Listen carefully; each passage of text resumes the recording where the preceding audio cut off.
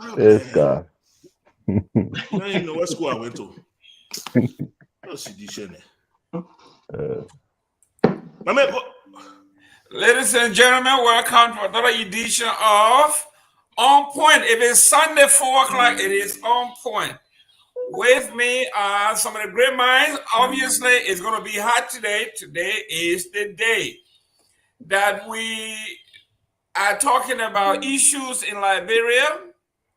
We are talking about the CDC. We'll be talking about the Unity Party. We're going to be talking about Prince Johnson. We are going to be talking about the different conventions. We are going to be talking about the VP speak. And with me today are Mr. Ben Fennell. Mr. Ben, come on, my brother. Come on. How are you doing, sir?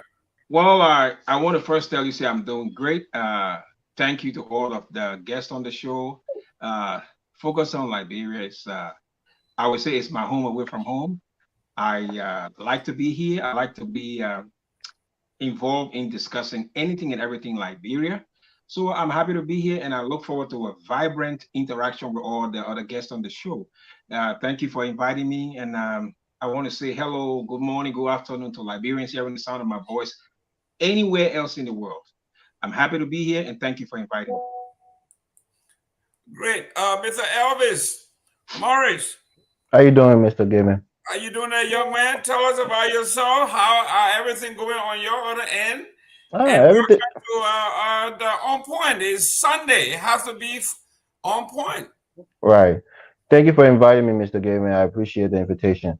It's great to be on the show on a platform with great gentlemen, distinguished gentlemen.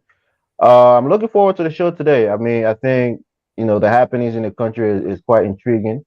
So I'm looking forward to talk about some of the pressing issues in our political system in Liberia. Thank you for having me. Great, great, great. Mr. Patton, my co-host, the general, the fullback of the ANC. Talk to me. What's going on in your camp? You don't look happy. Are you going to be picked on Friday, or are you going to go and have your own convention and maybe pick Ben as your VP? Go for a bit. Go for a bit more big Ben. Anyway, thank you so much, Mr. Gilman. Thank you so much. We are great. We are on course. Everything is on course. Everything is on course. And we will see it to the logical end. Wow. Ben, you just heard my brother says everything is on point and it's going down to the logical conclusion, the logical end. What says you about our topic today? And I think you've been seeing. Oh, nope, got the wrong one here. Our topic today is surrounded by issues when we talk about current event in Liberia. We are talking about Joseph, the former Vice President Joseph Yuma Boakai. Some people consider him a pre-packaged or a repackaged candidate from the past, a candidate from 1971 to where we are at this point. He served 42 years in and out of government, lived his life on government. Like he said, he lived on loan, but actually he lived on the government. He came back and served 12 years. He was one of the men that have been fired by several administrations. We got newspaper clippings to that effect. He came back as vice president for 12 years, and he got fired by the Liberian people for poor performance. Now he's coming back at the age of 90. He's saying he is the future of Liberia. Ben, you are much younger than he is, and he said he is your future. Talk to me about Boycott and his state of being. First thing I want to address, I mean, this would be a side show, but I want to address what Mr. Padmo said. And it goes to the heart of my intent and attempt to join this race. Padmo says everything is on point. I know he doesn't speak officially for the ANC, but Hey, now call the ANC name. How many seconds were you into this show? Carries weight. Padmo said on this show, the onset where you were speaking, said everything is on point.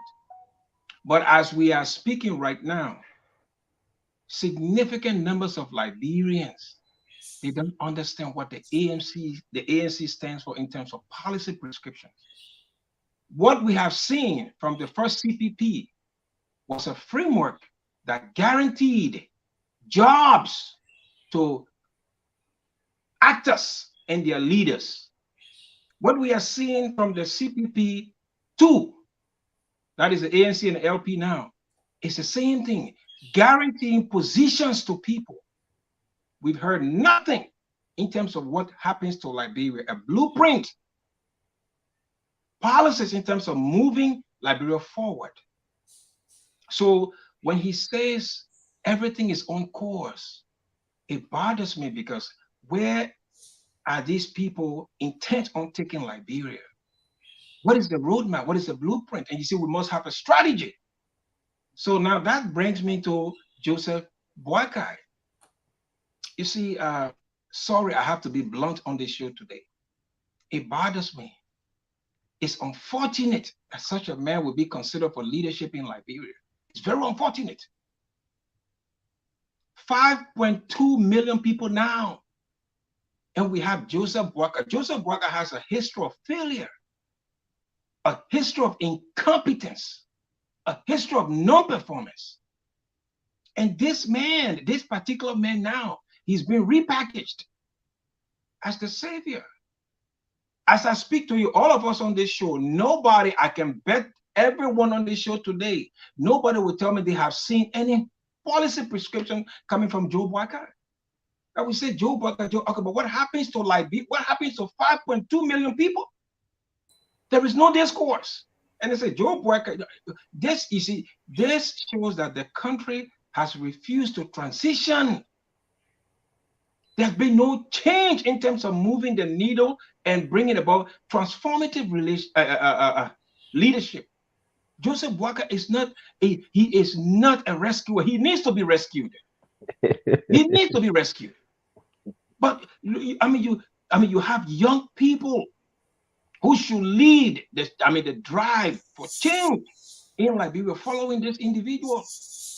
I can throw down this gauntlet. Those who are on this panel and those who are tuning to this show, let them come up to me and tell me that, oh, I have seen this blueprint from this individual, and this is what he wants to do. This is late in the game. The guy that there is no strategy. He's choosing no one to run with him. This late in the game, and he's saying that he needs to be rescued. So we will go on this show, and I will see a lot more things because he has a public service record that is steeped in incompetence. Wow. I mean, he is literally disqualified to be a leader.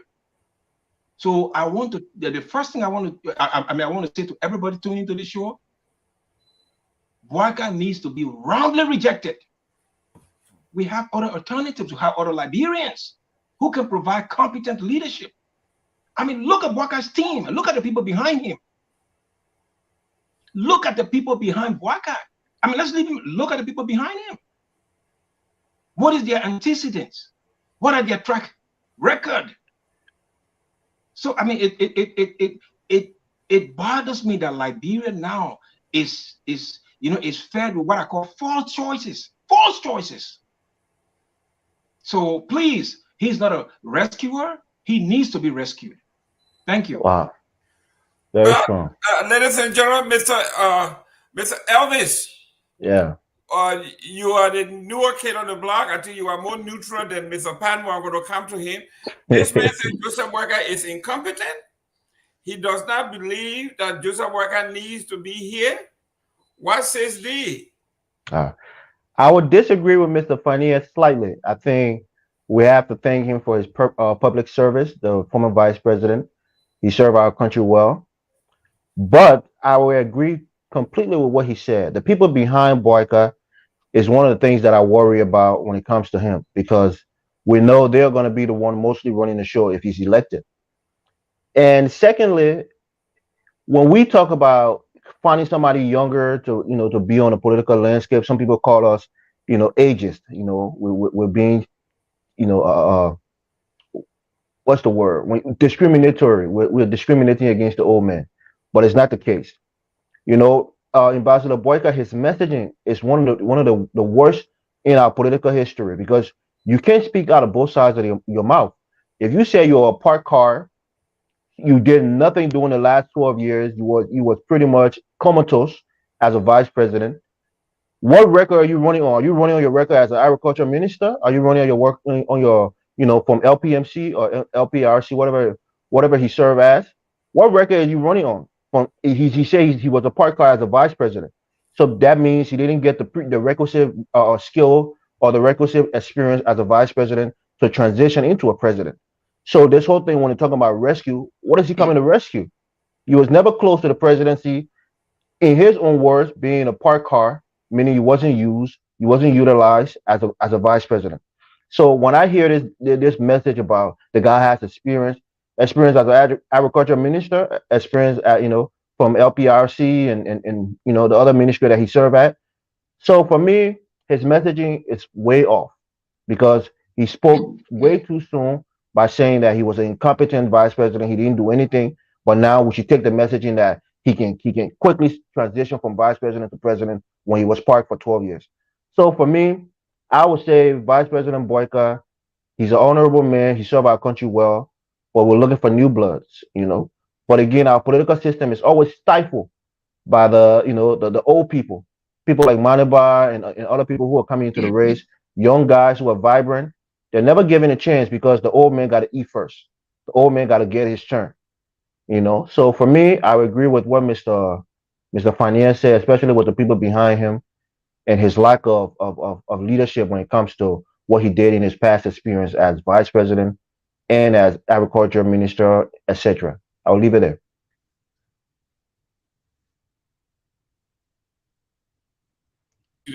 Mr. Morris, please share the show in your network. Ben and obviously Mr. Padmore, please share the show. And ladies and gentlemen out there, share the show. If you are a supporter of the ANC, we want you here. If you support Joseph Boakai, we want you here because we are not talking about taking pop shot here at Joseph Boakai. We are talking about this man is bringing a bazooka. He is actually going for the old man. Some of you don't let us call him old man, but that's why he is. A man who is 90-year-old says he is going to take us into the future. He is the future of Liberia. And you heard Mo Ibrahim. Mo Ibrahim said Africa is the only continent in which men in wheelchair cannot stand on their own. Some cannot even lift their hands. I telling the 51-year-old, 40-year-old, when they are in the prime of their life, that they are the future. When it comes to Joseph Boakai, he feels he's entitled. I've been here longer than everybody. I'm older than you, and it is my turn. Mr. Kofa, I know you're coming real quick. Let me give Mr. Padmore a fair share of the time here. Mr. Padmore, let's be honest here and be fair. Joseph Boakai have this attitude of entitlement that he doesn't have to campaign, doesn't have to do anything. He feels that it is his turn, and no matter what, everybody else should support him. He doesn't support anybody, but they should support him because he is your future. As young as you are, Joseph Boakai thinks he's your future. Mr. Fanel have taken him to task. This is what I will say. It feels oddly familiar. That's how it feels like. It feels like deja vu. 6 years ago, we had an individual who felt very entitled to the presidency, who felt like he didn't have to lay out any policy document. He didn't have to debate anybody. It was his time. And people galvanized behind him and made him president. A majority of those people, including Mr. Ben Kofafin right here, are now regretting. Once more, Liberia is faced with the same thing. Nobody wants to debate the issues. Nobody wants to talk about what have you done, what you are capable of doing. Nobody wants to do that. It is a coronation, you know, and that's what we're faced with. It is, you know, it is not a good time in Liberia. We continue to complain about the leaders that we pick, but we do not do the necessary things to pick good leaders. We don't vet them, we don't question them, we don't hold them to accountability, we don't demand from them what is needed. If you elect a president and you have not demanded what he is going to do, how can you hold him accountable later on? Like, for example, George Weah right now. What can you say to George Weah? This man never made any promise to you. You never demanded anything from him. So now how can you hold him responsible? We are in that same cycle again. You know, look, I understand the urgency of the matter to remove the incompetent George Weah. I understand that. I understand the passion that drives that. I am a part of that passion. But in that process, you have to ask yourself, what are we going to replace George Weah with? It is just as important. If you get so enthralled in just replacing George Weah, and then we find ourselves in another conundrum, then what are we going to do then? You know? And that's what we are. I mean, look, the old man has never been attached in any way to any corruption. That is very good. It is a relieving thought. It's a relieving thought. But that is only one half of the ball. You know? We want to hear the other half. What are you going to do? How are you going to do it? You know? And we stand and waiting, ready to hear that, you know? And that's what we are. So we'll see. Well, Mr. Padmore, I think you are still lobbying for Joseph Boakai to hopefully pick your man Friday for you to sit here on this platform and say Joseph Boakai have not been tied to corruption in Liberia. It is, you are actually begging.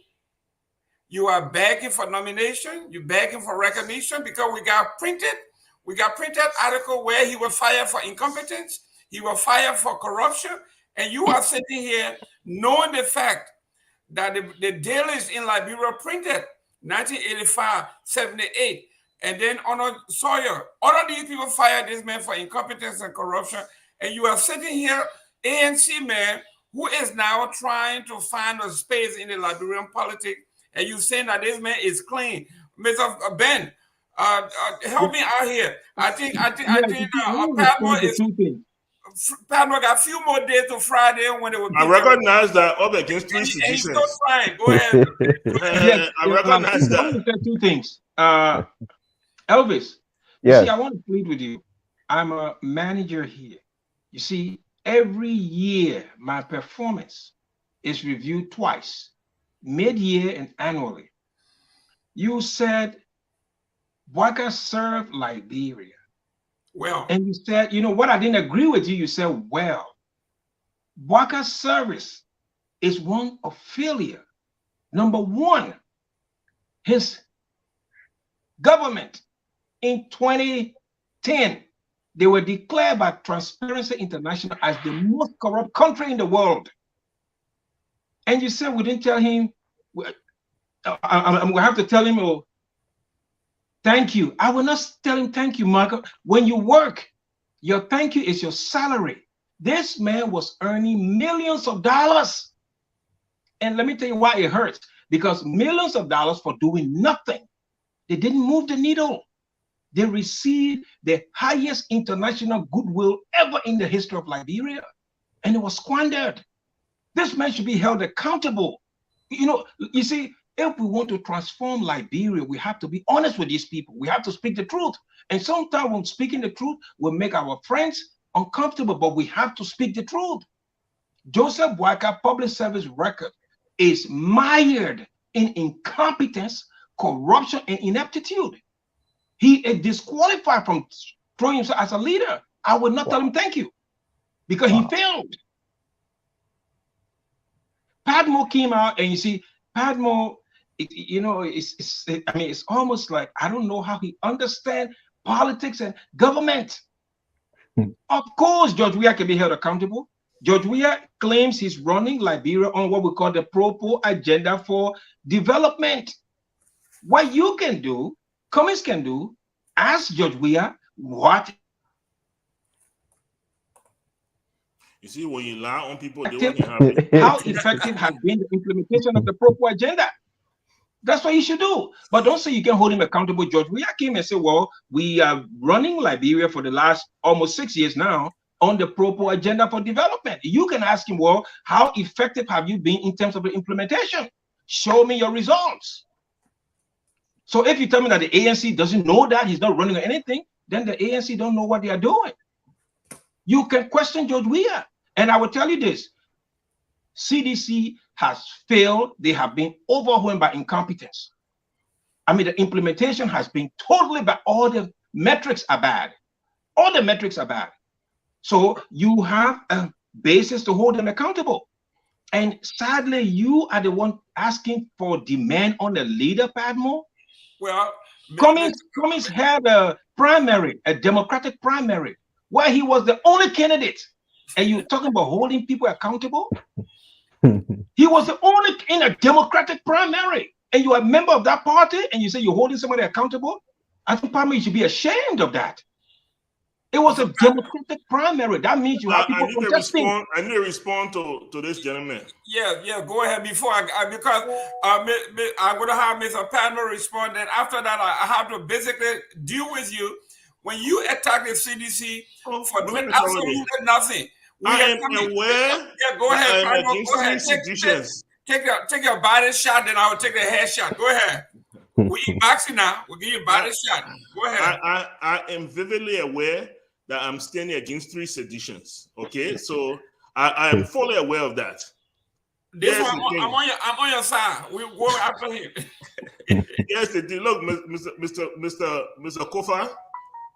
You know, one of the true things of leadership is to listen and listen well. George Weah never made any promises to the Liberian people. That's what I said.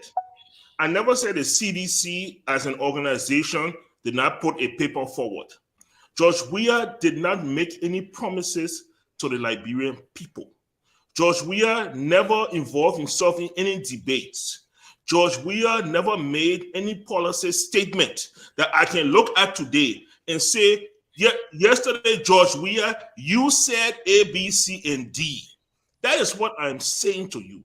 CDC as an organization, you're the people that went to school in CDC. You went behind the scene, left this man out, created a policy document, and felt somehow that, once we elect him president, then we'll feed him this document, and somehow he will go ahead and he will implement this document. I don't know what kind of rationale you were thinking of, you the political scientists, creating paper tigers. And here we are today. You brought a document, you say you now want to see the document. Then you vex. You know, look, in any political setting, you need a leader. You cannot create a puppet and think that you will sit in the back and be the puppet master. Then you end up with George Weah. And then you vex. And then you won't take that anger out on me. Oh man, I am not to blame for your mistakes. Okay? I'm not to blame. You created this mistake. You handed Liberia this mistake. Have you ever apologized to the people of Liberia for what you did? For the role you played to bring George Weah to the presidency? Have you ever done that? Look, stop, man. Stop playing these games for the Liberian people. We don't want to hear this, okay? For once, be genuine and stop playing political games with the Liberian people. Mr. Gamer, look, I understand that there are 3 seditions here. It's okay. I stand on the truth. Okay. I stand on the truth. And because I stand on the truth, I fear nothing. Y'all bring it on. All 3 of y'all. Y'all bring it on. Padmore, I think Mr. Joseph Boakai's representative, Mr. Aliu Kamara, was on. He refused to come on. So he knew it was going to be hot today. He confirmed, he got it linked and everything. And I called Mr. Aliu to make sure he was coming. His son said he's in the bathroom. He can't come out now. The Joseph Boakai people are hiding. Can you imagine they telling me the man is in the bathroom, he can't come out? This is man who got a broad notice. He said, I will be out there and I will defend, and I'm coming after the ANC and all that stuff. Time came, the man, what the folks say, he got cold feet, and now he says, so I'm saying this to say, Mr. Padmore, you are a businessman, you're highly educated, you're smart, you are what Baka Matthew called orientation. You are oriented to good governance, good life, good everything. And every good government begins with a Bible. CDC is right here. It's called the PAPD. It's called the Propo Agenda. And let me come to Mr. Fanel here. Ben, maybe you didn't write this book, because if you wrote this, you have understood that the 4 pillars, the major pillars of this particular government, is power to the people. And if you can tell me, Mr. Fanel, that if you look at Yeke Koluba, if you look at Liberia today and you tell me that the people are not empowered, someone who can, Mr. Padmore will tell you, do each other time, you stupid to go call the president name, curse his mom, his dead mom, and all of that. You're not even discussing policy. Everybody in Liberia is a journalist. You can write whatever you want to write. We passed the Camara Act, and now we have decriminalized speech. It's a major victory for the Liberian people. We don't have any political prisoners. Nobody has been beaten because you express other people. Okay? We have that. We are talking about freedom of speech, freedom of expression. When you look in the cabinet, when you say power to the people, look at women, look at names that you and I cannot even pronounce. They are coming from everywhere. The people are choosing people who look and sound and walks like them. That's what we call the original pillar of this government, called power to the people. We are empowering the people. So, Ben, you sure you read this document? You sure you read this document? I didn't see. I saw you when you were running for president. You will put a few things here and there, but you never presented a Bible. 300 pages. You never did. You will come on Facebook and you will say a few things here and there, but you have never called. Let a mentor now. You say, no, I'm coming to this man here because he's not a CDC. He's not a CDC. Oh, that man is a CDC. He's not a CDC. Ben, defend yourself. I know you on the rope. This man giving a few body blow, and I'm giving you one. First thing I want to say is, Mr. Padmore, don't call my name. He has to bring himself up to speed. You see, when he talks like that, it bothers me, because people should come to this kind of forum informed. You see, the proper agenda. Oh God, Padmore, maybe you don't know this, is reflected in our national budget. Listen up, yeah. Why they been talking about the proper agenda? Listen to this. It is reflected in our national budget. Every budget of Liberia since the CDC took over, pillars of the proper agenda, they are being funded in the budget. So if you are telling me that the man took the plan, the man didn't use it, then probably you don't understand the budget, or probably your leaders don't even know this. It is funded in the national budget. I'm talking about millions of dollars. Components of the proper agenda that are funded in the national budget. Can you give us But an let me tell example? you this. What I said to you was that the execution, that is the implementation, has been woeful. It has been a total failure. So the proper agenda, go and look in your national budget. It is funded. It's in the budget. Give us an example, Chief. I can help with that. No. One at a time. Listen, let me come to my good friend, Mr. Give an example. Gayman. This is what we want to say, though. You see, every blueprint appears good but we're talking about adherence in terms of the implementation, the execution. And you see, Chief, you know you are a manager. Most of these things, they should be monitored and evaluated. Right as we speak right now, the CDC should be giving us performance metrics. They should be giving us results in terms of, regarding this is what we have achieved. Regarding this is what we have achieved. But there is no measurement. And I will tell you this, Chief, characterized by incompetence. The government is characterized by incompetence, and we must be frank with them. They have to change. They are not doing better. The government is crippled. It's handicapped. One last thing I want to say to you. Proper agenda, right? One of the strongest arm is the economy. Under there is agriculture. Last year, we put $11 million in the national budget. Subsidies. At the end of last year, we increased the price of rice. That equates to a total failure. It's a total failure. And we must be honest with these guys. We must tell them the truth. So in terms of the implementation of the Pro-Poor agenda, that is funded in the national budget annually, it's a failure. It's a total failure. Thank you. Mr. Morris. Yes. I think Ben Kofa is having a bad day, maybe a bad year, because when you look at the second pillar of the Pro-Poor agenda, it says here, and I'll read it to you because he doesn't have it. It says here, economic and job creation. When the Liberian government, we just won the title, the prestigious title for economic management. Our economy, when we took office, when CDC came into power, the inflation rate was at 30%. The inflation now is 7.2%. The country that Ben and Padmore, they have always compared us to Ghana. We see that Ghana has gone bankrupt. Ghana's inflation is now 54.3%. Ghana has informed the World Bank, the IMF, the African Development Bank that they cannot pay their debt. They need restructuring. Everything in Ghana is upside down. And you want to compare that to Liberia that is winning and what? In fact, the World Bank said Liberia's formula, Liberia's management economy is the guide of the future. 2024 Liberia economy is going to grow 5.2%. I don't know where Ben is coming from, Mr. Morris. Listen, when they talk about we can argue on opinion, but you cannot argue the facts. This is the fact. Go ahead, talk to me, Morris. Thank you. I want to say this as a CDC sympathizer.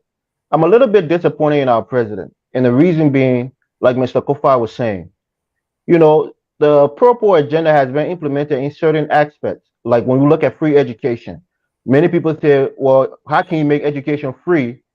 When in fact, that was what was paying the teachers. The teachers are getting paid from the Pro-Poor agenda because that's budgeted, that's allocated for teachers' salary. So instead of the old man who couldn't pay her son fee to go to university, it's now being provided by the government. That's part of the Pro-Poor agenda. When you look at the houses, the housing units that was built, for less fortunate people who've been living in Zingran, in Palmtash House, huts, that's part of the Pro-Poor agenda. So the Pro-Poor agenda is being implemented, but not in its entirety. And I think the reason I'm disappointed in our president is because a lot of these guys are not performing well and are not implementing the Pro-Poor agenda. And it's making his government look bad. And he should be able to fire them and replace them with more competent people. That's my biggest disappointment with our president. But when we're looking at places like, there's something called, you can't go too fast. When you see places like Ghana trying to rapidly, develop their country, that's what you get. Sometimes you borrow too much. At the end of the day, you can't pay your debt. You can't service your debt. I'm not saying we should go too slow in Liberia, but we have to take, a steady pace to develop our country. We can't just rush. In Liberia, there's an old saying, you rush, you crush, right? So I think we could be going a little faster in terms of, rebuilding our economy, but also at the same time, we shouldn't be borrowing hundreds of millions of dollars that we can't pay back. At the end of the day, our country going through insolvency. So for that, I would say the president is doing a decent job on the economy. Now there's economy on paper, and then there's the real economy where the Uh, everyday, yeah, the everyday man or woman will feel mhm. it. But again, Mr. Padmore, I will tell you this: I love eggs, chicken eggs. Chicken egg is $7 in this country right now. A few years ago, it was $3 and change. So we know inflation is a global thing that's happening, and people in Liberia who don't understand, inflation would think that it's because the president is doing a bad job. But it's a global, happening right now in the entire world. So inflation in our country is something that we all have to deal with, even in this great United States that we live in. But we don't complain about it. We don't say Joe Biden is doing a bad job because inflation is high in this country. We understand the global implications, global things that are going on that will, will affect our economy in the United States as well. So for me, I think that the president needs to reshuffle his cabinet, reshuffle some ministers, and really put it in their mind that they need to carry out his plan because that's what the people want to see from him. That's what he ran on, and he's not doing a great job at removing people and replacing them with people who will carry out his policy agenda, efficiently and expeditiously. I would say that. Thank you, Mr. Gamey. I'll leave it there. Thank you Hey, very Mr. much. Game, I got to come in. I got to come in, please. One minute, 1 minute. 1 minute. Ladies and gentlemen, you are watching On Point. It is Sunday. It is On Point. And with me, obviously, we have some bread minds here talking about issues, current events in Liberia. Our next subject here is going to be the VP pick of Joseph Boakai. And why is it taking so long? What does that say about the decision making? Is it what the critics are saying? When you are old, you are slow, and when you are slow, you are denied. Is this where we are going, Mr. Fennell? Before we move to the next one, you had a rebuttal because I know we Yes. brought the hammer down on you, and you don't like that. Go ahead. No, you see, Chief, I would say I'm a little bit sad because maybe you, my own chief, you fell for the what I call fabrications, from Liberia. You see, Ellen Johnson said we destroyed Liberia in a way.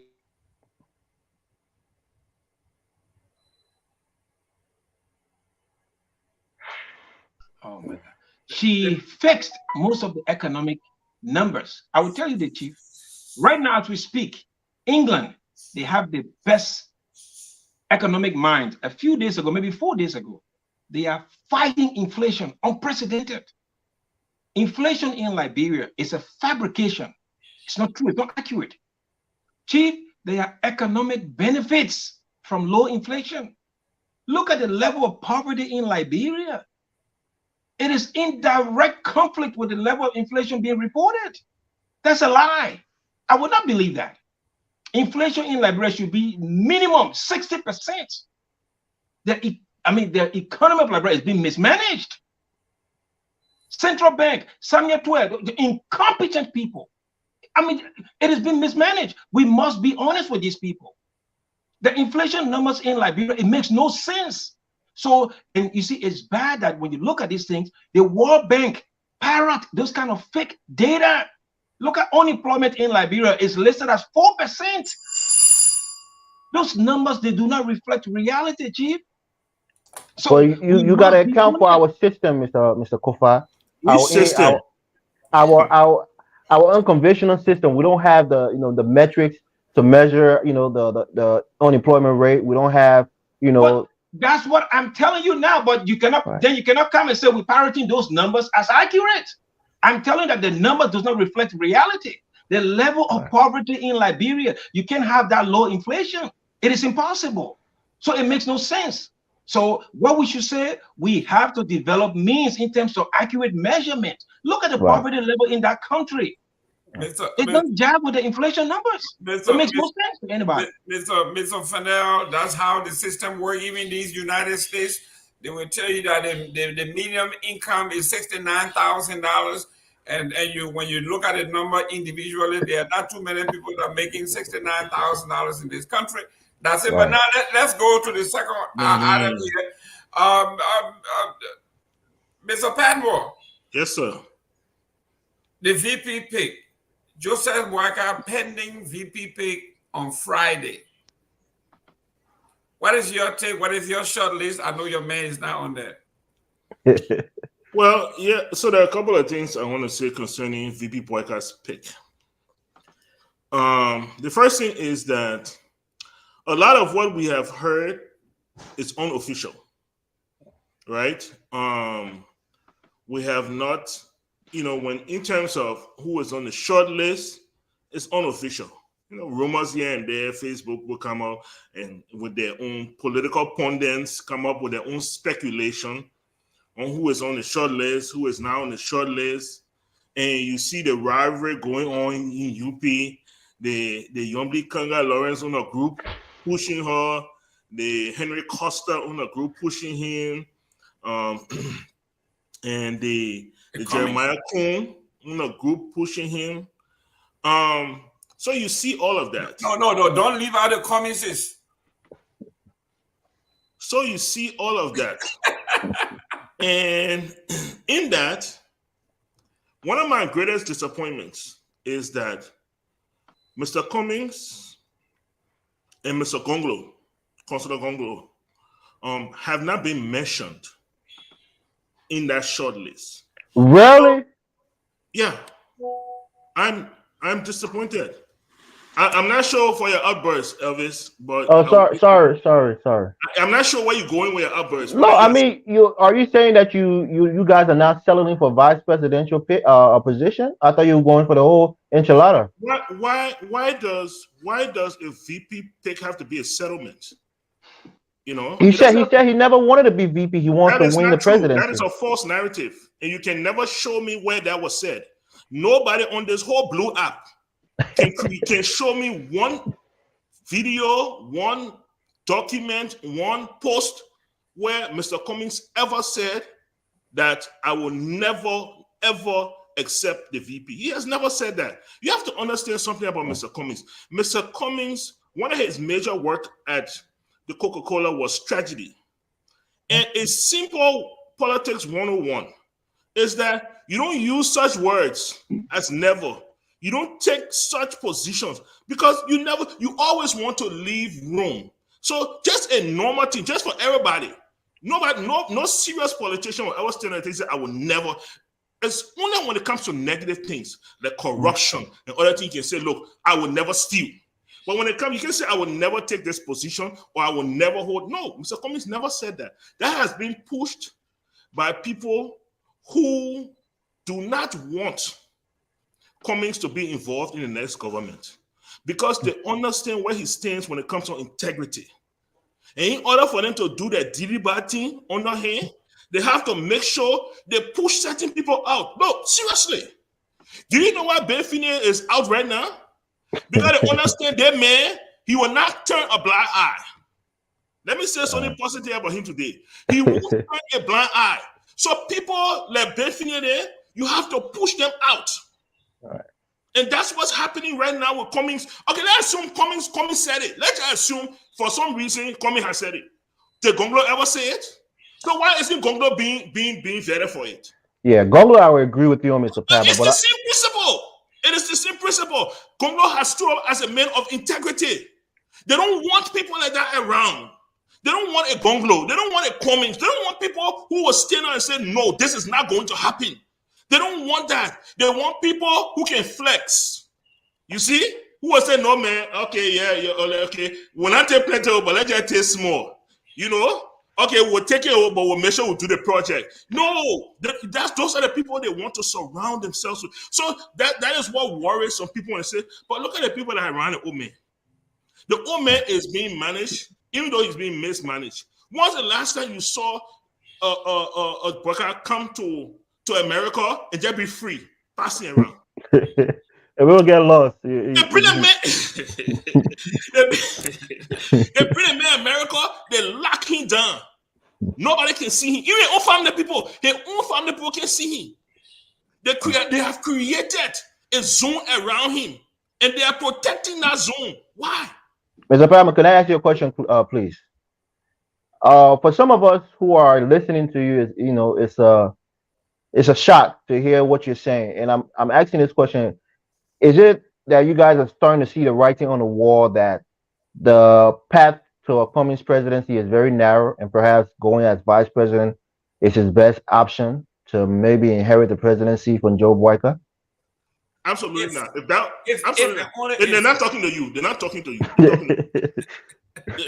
Absolutely not. If that was the case, let me tell you something. If we were able for that position, if we wanted to take that pathway, we're going to do it from the onset. It was there.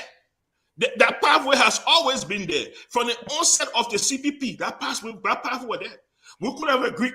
We could have agreed a long time and say, hey, you know, I've been a CPP. We're not even going for convention. We just made Boakai 1, made Cummings 2, and we're moving forward. But guess what? You don't do such a thing. If you enter an arrangement, do it with sincerity. The arrangement of the CPP was not to crown Joe Boakai. It was not for Alexander Cummings to take a back door into the presidency. Do you know how many people from UP called me and said, "Lo, my man, the pape O, that pape will not possibly he will not even finish his 6th year. Why Cummings can't just come in under the man?" And then as soon as the pape, either he pass away or he become incapacitated, the Cummings just rise up.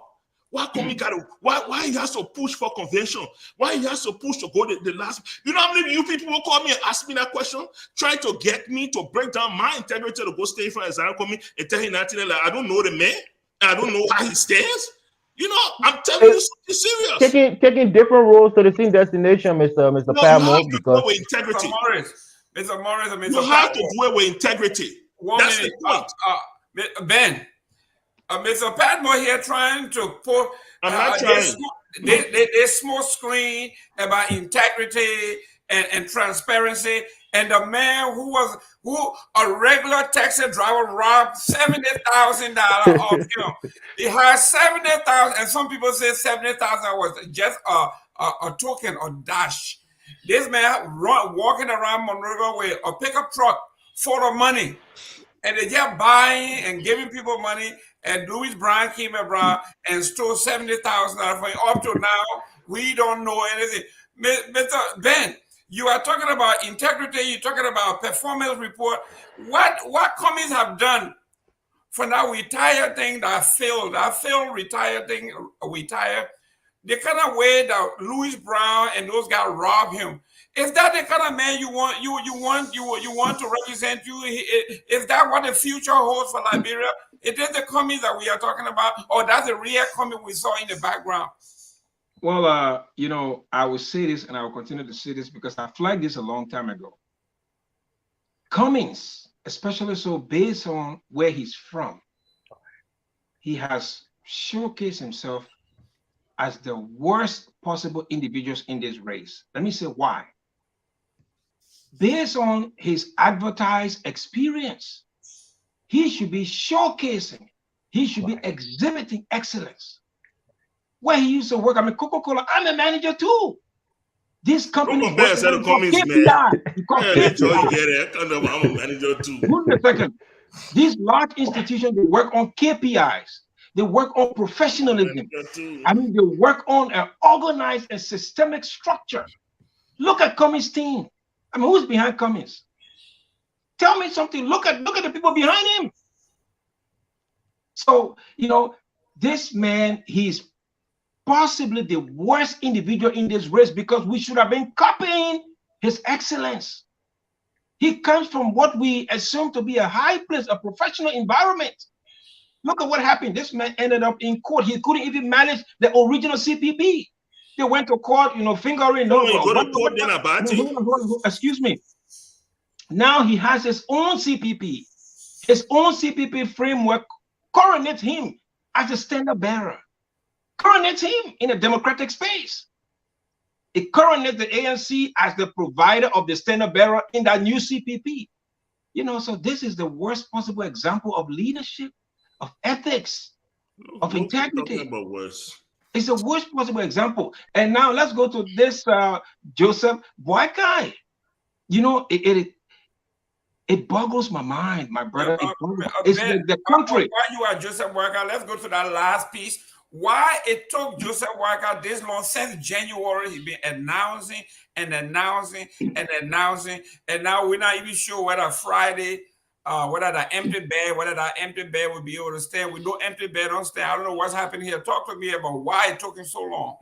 Yes, sir. You see, this shows a lack of organizational framework internally. Who's talking? Sir, People should have an organization that is what I call functioning, a functioning organization. You should have, Yes.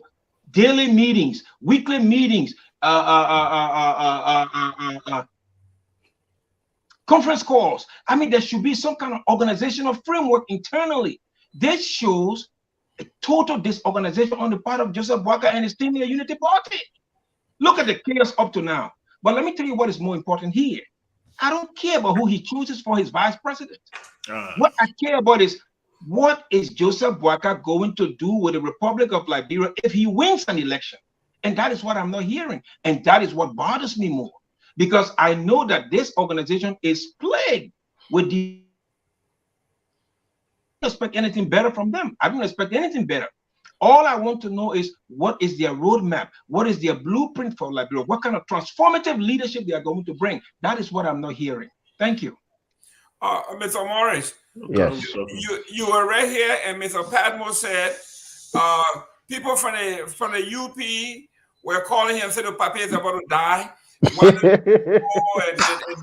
be his second when he's not going to finish the race, so he dropped. Then where y'all can take this thing. So you see where we're going, and the people on Boakai team are saying, if he's going to die the first day in office, we want to be the heir apparent and not coming. Right. You see, so tell me about health. The length of time that Joseph Boakai have taken to announce this. Don't they say something about? Listen, man, when we're talking about a few years ago, you heard Hillary Clinton saying, when that phone rings 4 o'clock in the morning, that red phone, when it rings, you have to pick it up immediately, and decisions have to be made. National security, whether we go to war, whether nuclear, you cannot wait 2-3 weeks to make major decisions that have something to do with national security. What does this say about 90-year-old man? Who some people say he's senile, some people say he got dementia, some people say Alzheimer kicking in. People you saw when he came to the United States, he was in some basement with beer bottle, liquor everywhere. Playing pool. And they put some of the clothes on him with gloves on his hand and something. And he says that as though he was somebody crying in a nursing home. But this old man, why he is dangerous and why he shouldn't be. I would tell you this, Mr. To the fellow panelists. I don't know if we remember in the original CPP framework document, there was something about health and having the presidential candidate being in good health, and perhaps they foresaw something happening to Boakai down the line, because 6 years is a long time to wait for somebody his age, especially in Liberia with our healthcare system there. So definitely, we've seen him have a few hiccups in terms of his health, and that should be an issue. And that's why I think most of us are apprehensive, not just of the old man's ability to lead the country effectively, but those who will be second to him, his deputy, his chief deputy, his vice president. That's why it's very, very much important. So I think I want to go back to Cummings quickly before I even go. I didn't want to lose that thought. Take Mr. Cummings, for example, a great, business strategic mind, administrator. No offense to this lady. She's a smart, young lady. We're around the same age. He takes somebody like Mariah Yakula to be his chief of staff, whose greatest achievement is being the youngest deputy minister in the history of our country, which is nice. We love to see young people in leadership position. But he should have taken somebody who understands the political landscape of Liberia, who can negotiate and make things happen behind the scene.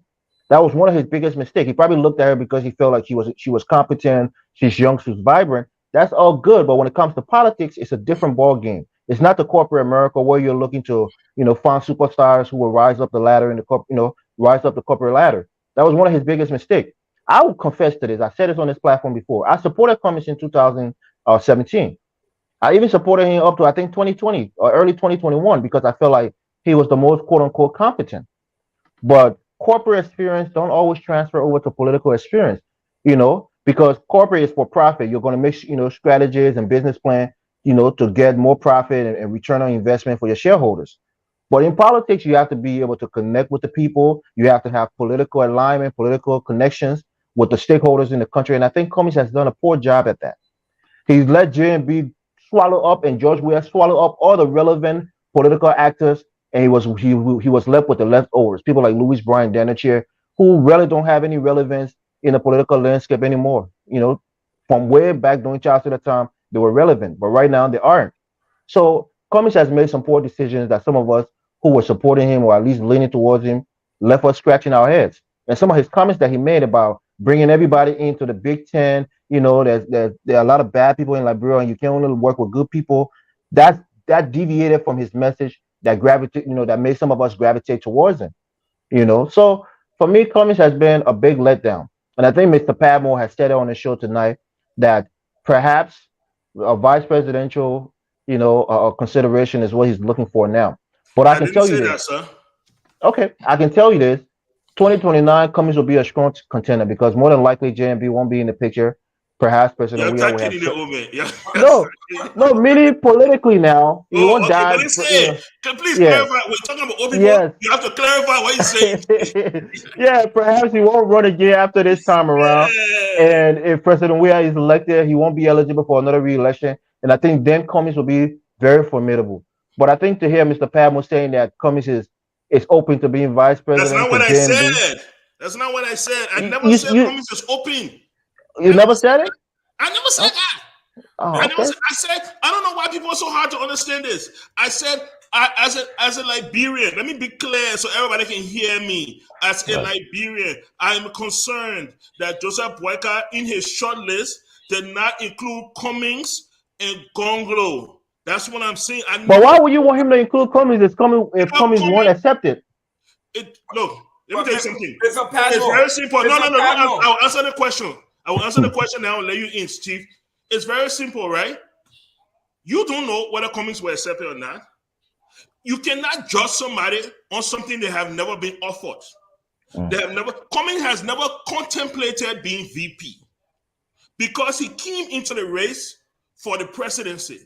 But until you offer it to him and you offer what that means to him, then he can sit down and contemplate if that would be a good move. You don't But run for presidency and then you contemplate on being VP. That But means his political posture, Mr. Padmore, has been non-receptive to being even engaged about being the vice of president because course, he because take that as an insult. no, it's not an insult. That's what you want. You don't want somebody to enter the race and then the posture say, "Oh, I'm receptive to VP." Then why you in a race? Why you can't go sit down with Yombly and be waiting for somebody to pick you? Why you wasting everybody's time? You have thousands and thousands of people behind you pushing you to be president, and you contemplating on being VP. Then why You you saw wasting everybody's time?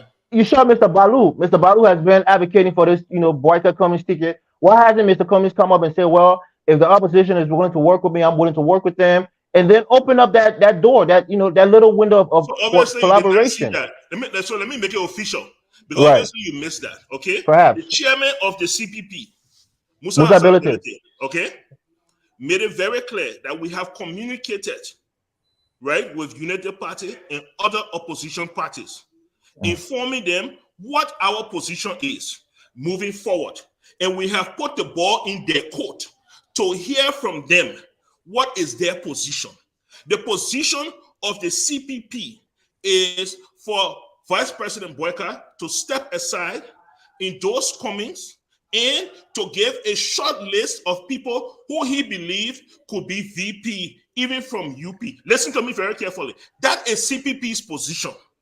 And then we hand it off to UP and say, let's hear what is your position. Has UP replied to it? Has UP come back and say, okay, our position is Boakai had the ticket, Cummings can second? Has UP done that? No, UP has not done that. Nothing has been said from them. So how do you expect Mr. Cummings now to contemplate something like that? How do you expect CPP Because to Mr. Padmore, I would say this to you, right? For me, as a young person, you being my elder, I have a lot of respect for you. So you It would definitely be it would be insulting for me to say that to you. I'm basically ending your political career by telling you to step aside and let me lead. When you are the bona fide leader, you have the numbers behind you, you have all the support, and I'm the young man just coming into the corporation. Let's say it's a corporation, and asking you to step aside. That's very disrespectful. So No, perhaps it's a that's why. negotiation. No, How can you because say it's but disrespectful? some offers are just so ludicrous that the person won't even entertain it. They won't Then even come counter, back with a counter then offer. Morris, counter the offer. That's Mr. what you Morris, do. Mr. Morris, you heard what Mr. Padmo said, It won't come in live. and we all know that When you come in live, you lift both hands up. That's what I think. that Mr. Cummings comes from a corporate background. And Right. in corporate management, it's about negotiation, and you go and you can't go in there weak. You go in and you call. In fact, you want 100% of the power. Yes. If the other man is stupid enough to give it to you, walk away with But it. that's the thing. It's not corporate America. It's politics. It's a difference. Dealing with politics. Evan, you are stuck in this travel, this old traditional thing. He's my uncle. He's the oldest man. No, this is about leadership here. This has nothing to do with age. When we go, we don't even ask you for your age.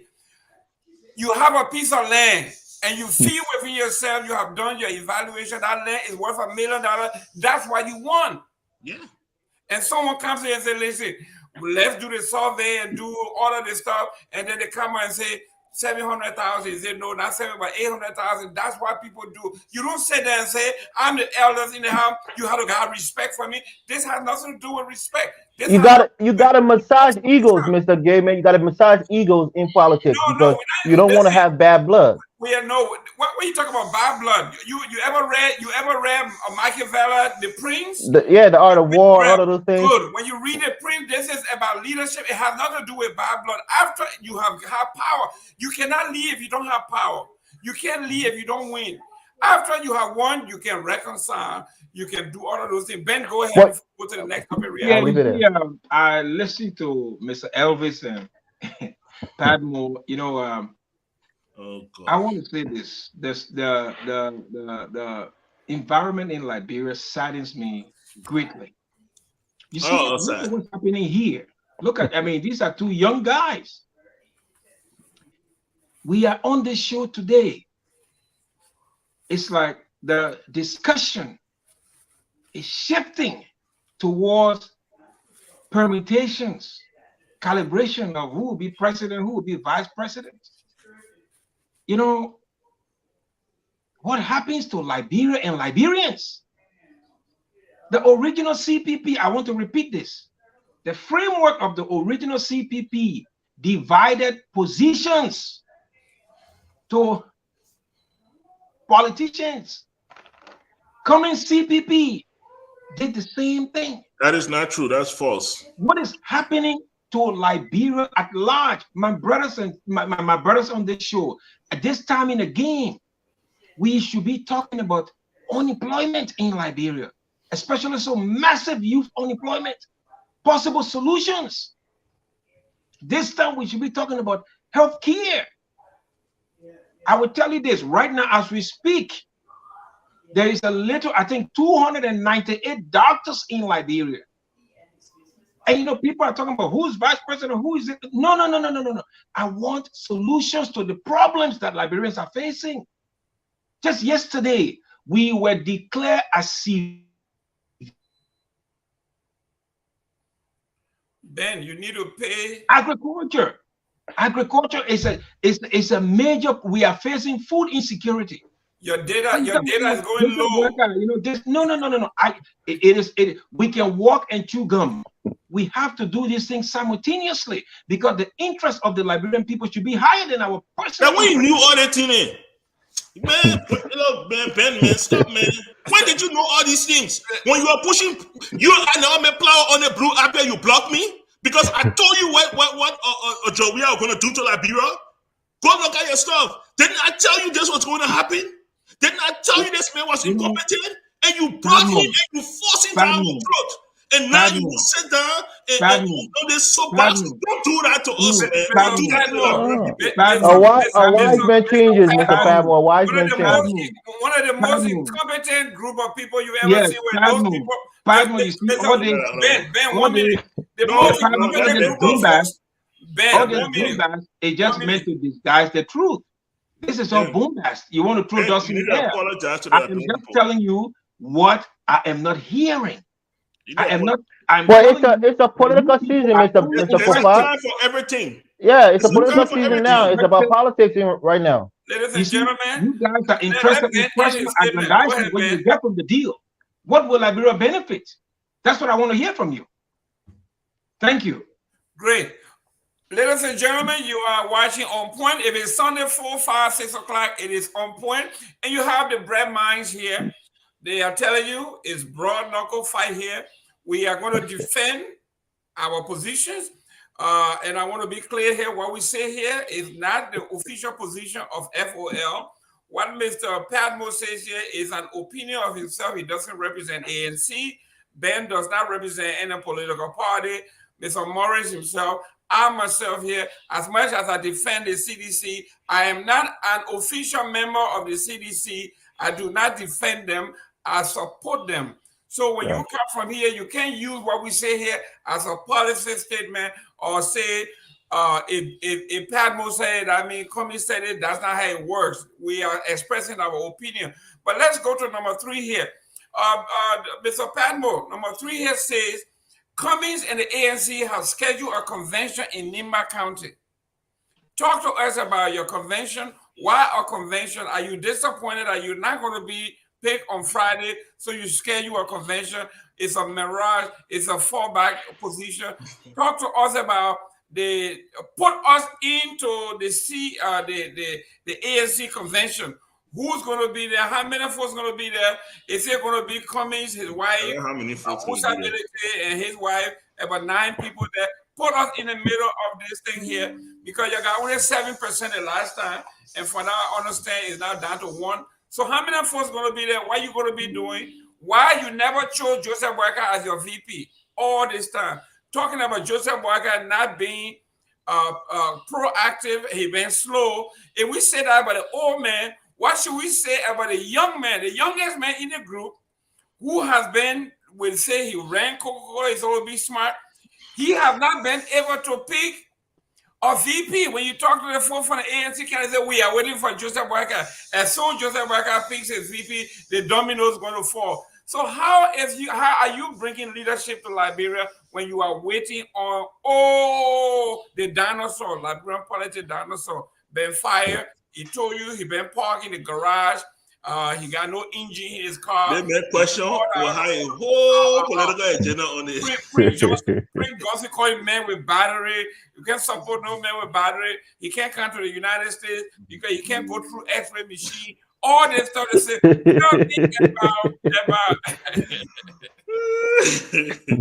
Look, let me say something here. Look, Mr. Gibbon, come on now. Are you ready? Yeah, I think we're being too harsh on the old man tonight on the show. We got to be more balanced. Mr. Padmo, are we being too tough on Mr. Boakai here? No, man. Oh, really? Of course, really. This is baby stuff, man. Come on now. You know, in the political season, the public gotta expect this, you know. Even though all our Brombo say, oh, that the oldest man, you're not so disrespecting when you come in so bad, huh? You so sit down to his foot, and you know what I mean? Like when we treat our leaders like demigods, and then when they act like demigods, then we get vexed. You know, come on now. But look, here's the thing. It is hilarious when the sedition asks me about convention. When you hire convention in the middle of the night. Look, you play the country, oh. You really play the country. You have your convention in the middle of the night. All white ballot. You're making the next morning start announcing titles. Jefferson Kochi, General Secretary. Turns out they won. Look, y'all come on now. Let's be real here. The ANC is not having a convention. The CPP is having a convention. They're two different things.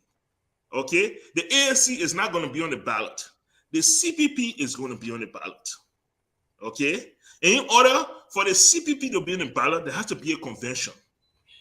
Okay? Because the ANC has their members, the Liberty Party has their members. Election law says that for a candidate and a vice candidate to contend together, they have to be on the same ticket. Nobody thinking about this. Right. For Itanga Lawrence to be VP to Boakai, it means that either she has to leave Liberty Party and join UP, or she has to bring Liberty Party onto UP and they form some form of collaboration. That is the election law. She cannot remain political leader of Liberty Party and then say, "Oh, I will contest with Joseph Boakai." It goes against our laws. So, in order for us to consolidate as the CPP to come out with our list of candidates from within the various organizations that are within the CPP and that are sympathizers of the CPP, we have to have a convention. Okay? Our chairman, the Honorable Musa Hassan Belete, who is running in Nimba County for a seat, for a representative seat, has said that he is going to convene the convention in Nimba County. That's what it is. And we will do that. We will shake the whole Nimba. And you will see it for yourself. We will not do it in the net. I promise you. It will not be in the middle of the net. It will be in a day, broad daylight, so you can see vis-a-vis. Okay? That's what it is, Chief. Ben. Yeah. I'm shocked that Pat Moore, who is talking about integrity, sit on this blue app and call Musa Belete, Honorable Musa Belete, a convicted felon. Who convicted him? A thief. Who convicted him? The UN convicted this man. FIFA. FIFA convicted this man for theft. That's not true. He's not a convicted felon. He misappropriated $50,000 from the LFA. The Republic of Liberia convicted. Do you know who what point to that? Do you know George Weah was part of that? The Republic of Liberia convicted. You know that? And he pled to reimburse Liberia $4.9 million in raw money that he stole. The man stole money. Pay back the land money in Nimba. The man decided he would pay back the money. He didn't want to go.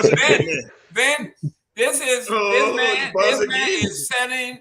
He's trying to sell us something here that we all know that you can't dress the devil in the street in broad daylight. Then you say it should go and scare people. Right. Because, but in our band, what y'all dressing with, last week as the devil. That's not the real devil that I bet.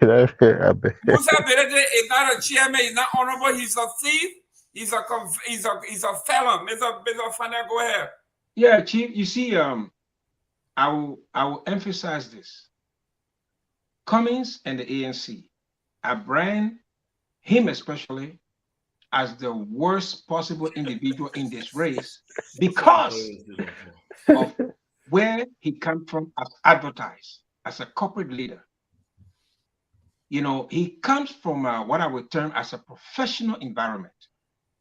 I asked one of my ANC friends. Who you ask? Call me. Coca-Cola, would they ever hire Daniel Chia? Right. Coca-Cola, would they ever hire someone like that? But who hired Daniel Chia? A working collaboration with Musa Belete. What I'm trying to tell you that Coca-Cola will not touch Daniel Chia with a 10-foot pole. But this is a man that is rubbing shoulder with people that what I call have questionable antecedents. Wow. Questionable character. I understand there are some people, who are not convicted in court of law, but you have what you call pervasive public opinion that point to what you call questionable characters. So Cummings, I'm telling you, he has proven to be a dismal failure. Wow. Dismal failure. Now let's look at what they are going to do. You're talking about CPP having a convention. Which CPP are we talking about? My brothers and sisters, we are going to a convention where the standard bearer is already known. The standard bearer is known. The framework document have coronated Mr. Cummings. That is not true. It's stated in there that the leader of the ANC will be the standard bearer of the CPP. It's in that framework document.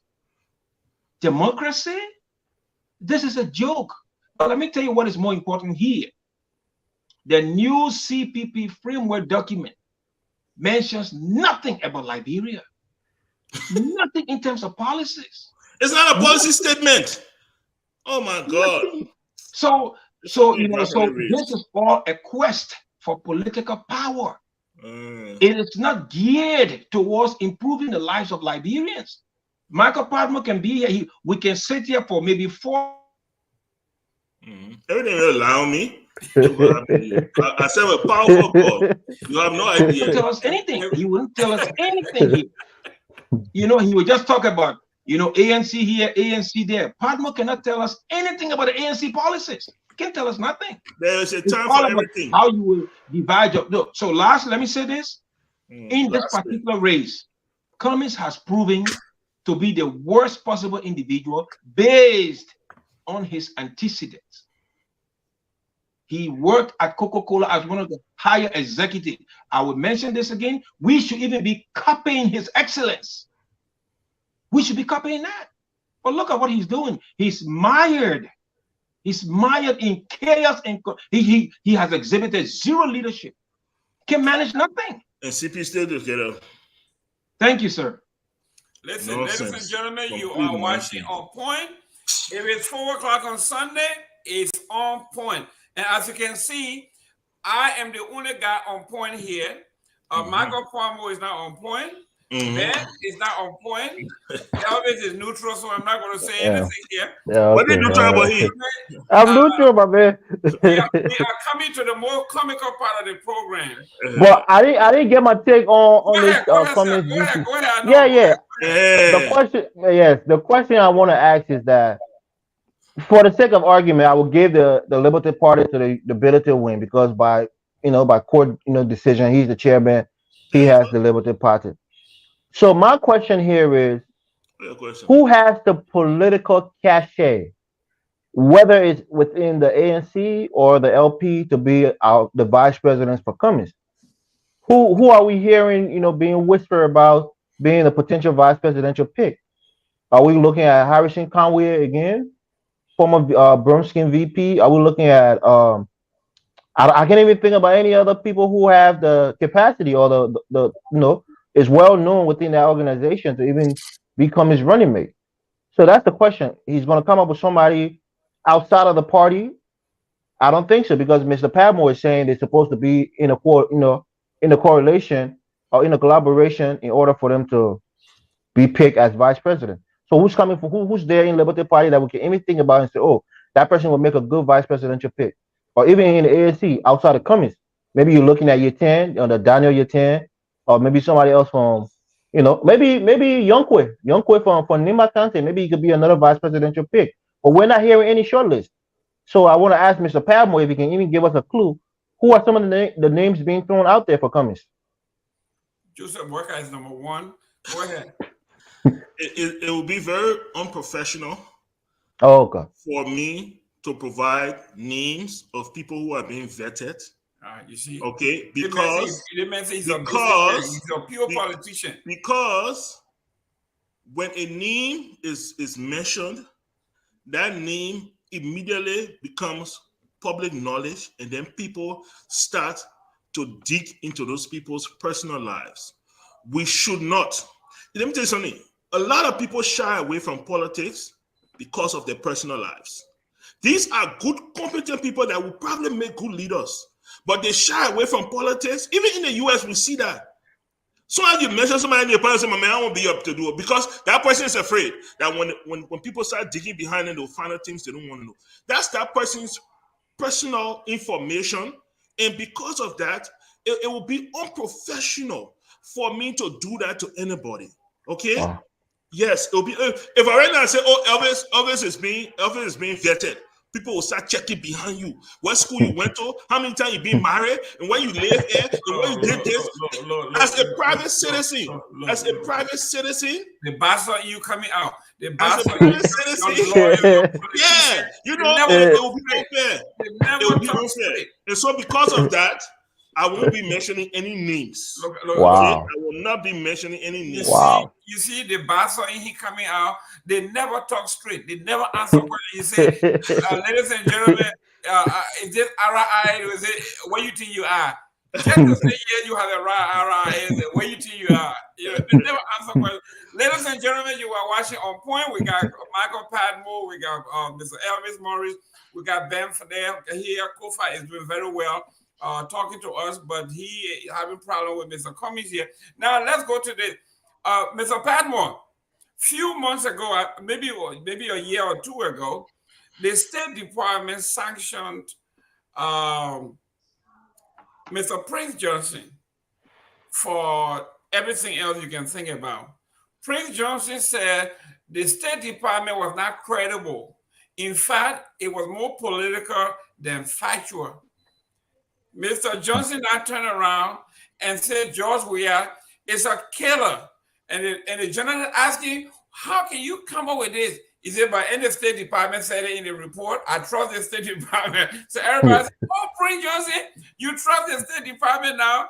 When the sanction you said was false, it was not good. You didn't pay to play. You didn't do any of that. But now that it comes to the CDC, all of a sudden the State Department is a more credible institution. Let me start with Mr. Morris here because you were the last to go. We have given you less chance here. Talk to me about the mindset of Prince Johnson. Not only is he double-sided, I think he's triple-sided. This is a man who said, why would I even talk to Joseph Boakai? Joseph Boakai, I can't work with him because he got battery in his heart. And in fact, not only battery, but Joe, we are paying for that battery.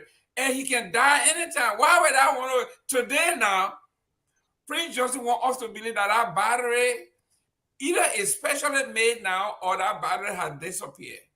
And he's saying Jeremiah Cohn should be the vice president so they can get rid of this killer administration. Talk to me.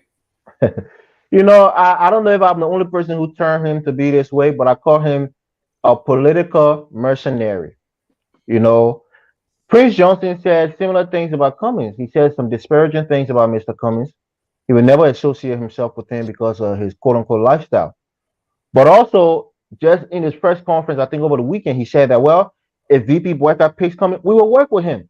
So Prince Johnson is a man of no principle. He always likes to say that he has principle, but he's a man of no principle. Obviously, we've seen it.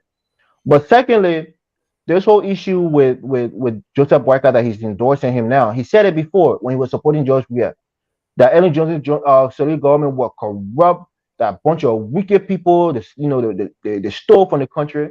Joseph Boyka is not coming from Mars, he's coming from the Ellen Johnson Sirleaf led government. So Prince Johnson is obviously somebody who has no principle. He flips flops anywhere he sees the sun shining, that way he put it close to dry, like Akura Koto said. So when we talk about Prince Johnson, we can look at him as a man of integrity or a man of resolve who stays where he firmly believes is the right place, politically that is. So when Prince Johnson talks, I don't put a lot of mustard to it because I think in the second round, if George Weah comes in with a whole load of money, he's going to take it. And let us not forget on my last point, the State Department, when they put sanction on Prince Johnson, I think they barred people from associating with him politically.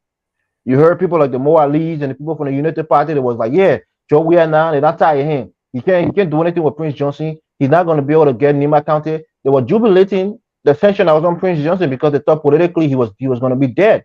But yeah, it is. Prince Johnson is not dealing with Joseph Boycott. Are we in the same Unity Party saying no? That man is a tainted character. That man is a no-go zone. Nobody should deal with him politically. No, they're jubilating that Prince Johnson is supporting him. So these are the hypocrites in our political system that we need to continue to call out. They will say the same thing one day, but once it's in their favor, they will switch over. So Prince Johnson, I know we'll talk about him more, about Jeremiah Cohn, but I will leave it there. I have much more to say, but I will leave it there. I'll let other panelists come in. Ben, this is, and this also go to Michael Padmore, everybody here, and goes to even myself here. There has to be something about Prince Johnson that the CDC, the ANC, the OUP party on Ellen, everybody, okay, it's like he's supposed to be an orphan. Nobody's supposed to be associated with him. But everybody say he's cute. Or they don't say, he's a this baby is so cute. You know the baby is ugly. He's not good looking. You come and this baby, all babies are fine. This baby is, and you know the baby is not fine. CDC have done it. Ellen Johnson did it. Prince Johnson is being coddled by everybody. George Weah did it. Now, Joseph Boyka is now the darling. telling us that Prince Johnson, this baby is so beautiful. How can you leave a baby this beautiful out here? Somebody got to take him home and nurture him and all that. So what is it about Prince Johnson that makes him so attractive to CDC, to ANC, to UP, to anybody? What makes him so? I mean, we are talking about few months ago when McGill and these guys were saying, some people say, "Dude, you can't call him." I saw Snow on one TV the other day. He said, "I can't even call my friend because I'm afraid the FBI or the State Department will tap my phone. I can't go down to my Gibby to see my friend, all that." So all of a sudden, Prince Johnson is, I mean, talk about promise coming. Everybody wants to date this girl. What about Prince Johnson that make everybody go drop their own morals, their own integrity? Talk to me, Mr. Kofa. Yeah, you see, sir, whenever this individual comes out, for me, it showcases the the system of the fabric of the Liberian, society. The society is so rotten that there is almost a near total lack of accountability on all sides.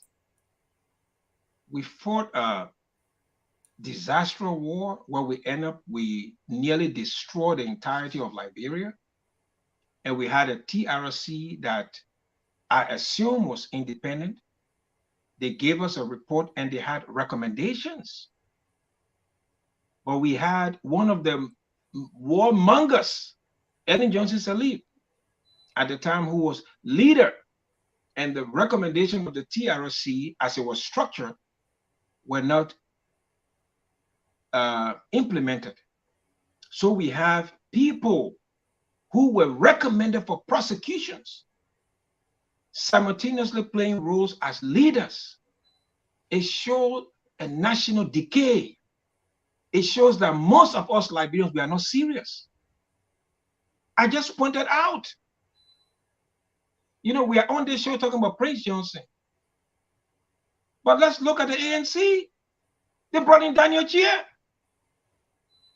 They brought in Louis Brown. They are in the TRC report. We talk about people that you have no say in our political dispensation. But you see, the society is overwhelmed by no accountability, where people just take advantage. Just like you said, Unity Party used Prince Johnson, CDC used Prince Johnson. Now it's another Unity Party, branch now using him again.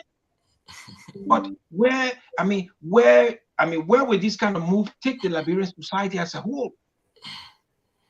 Me, I am one of the victims of that war. I love loved ones, brother decapitated, rebels.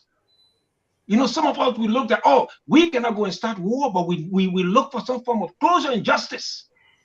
And you have these people being participants in terms of leadership. And, of us, maybe it's casual. No. It shows that the Liberian society has rotted to such level that is irreparable. So, I don't like discussing this individual because for me, I think he's reprehensible. He represents the rot. That encompasses the entirety of Liberia. So, I don't want to talk much about it. Thank you. Okay. Edward Hall wants to know, are you going to be ambassador to Sierra Leone? No, we'll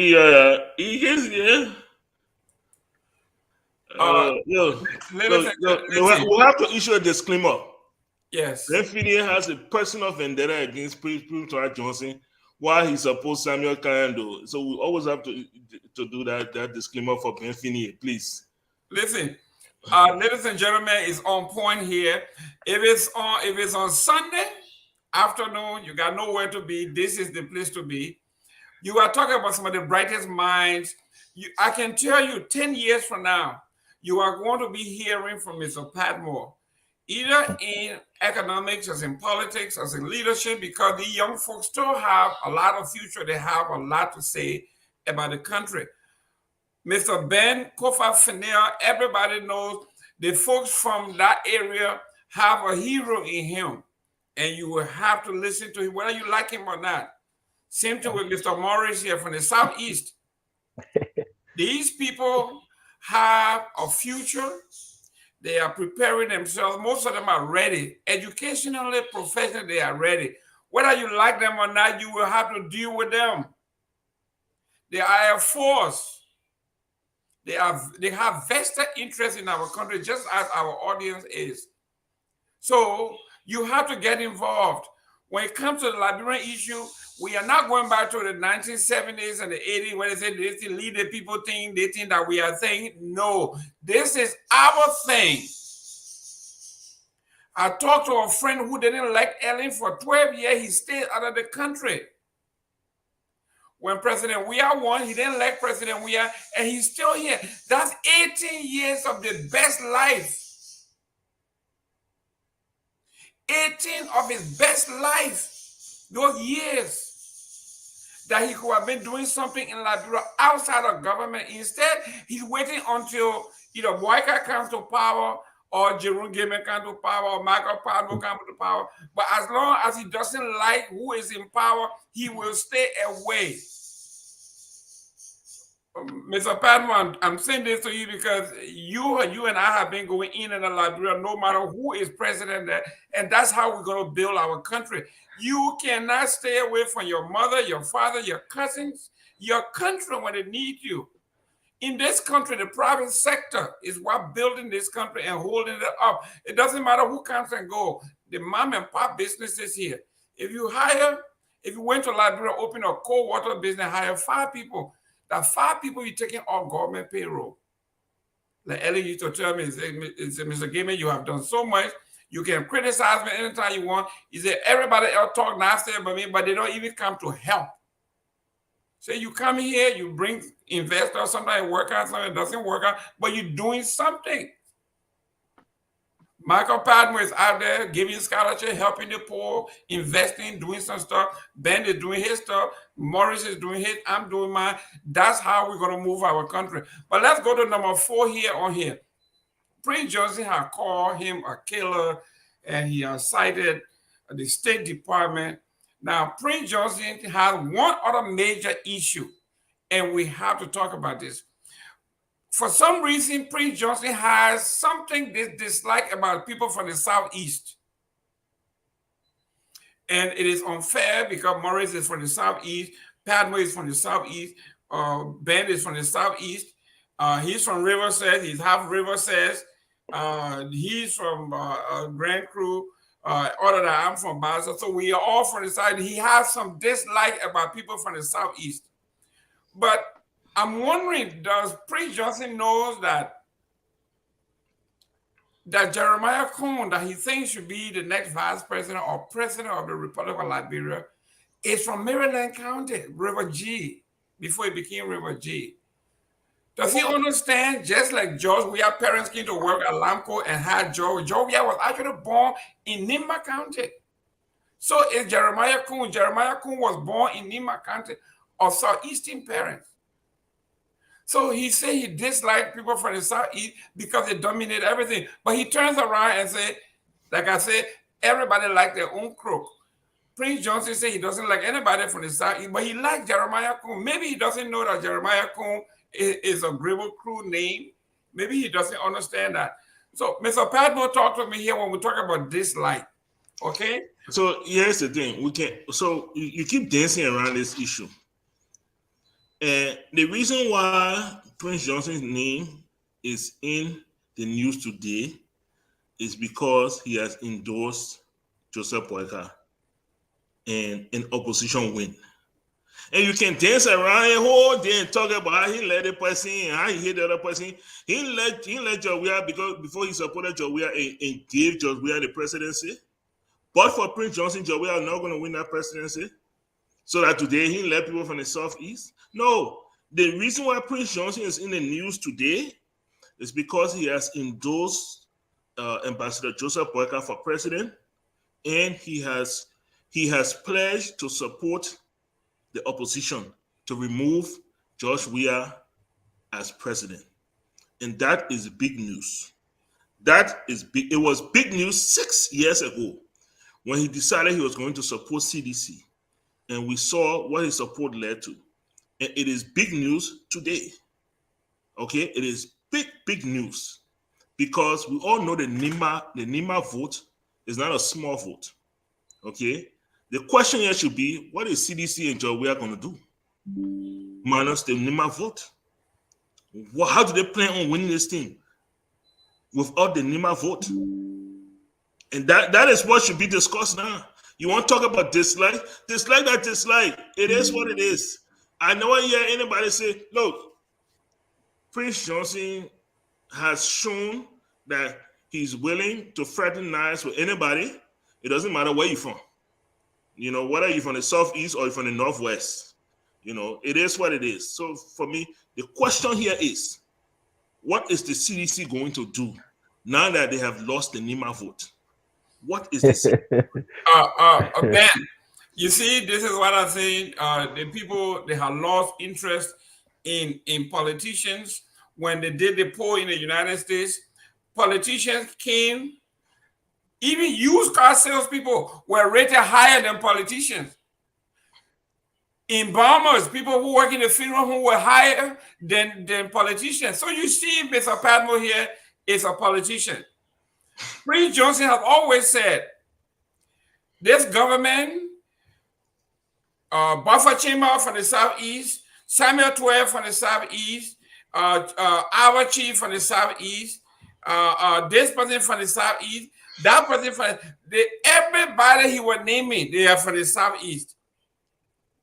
Until someone came and said, well, let's do a forensic audit of where the employees of this government are coming from. And it turned out that the highest amount of people employed in this government in high position came from Lofa, 28. I said it before and people said I was lying. Yes. And the second was, guess what? NEMA. No, NEMA. Okay.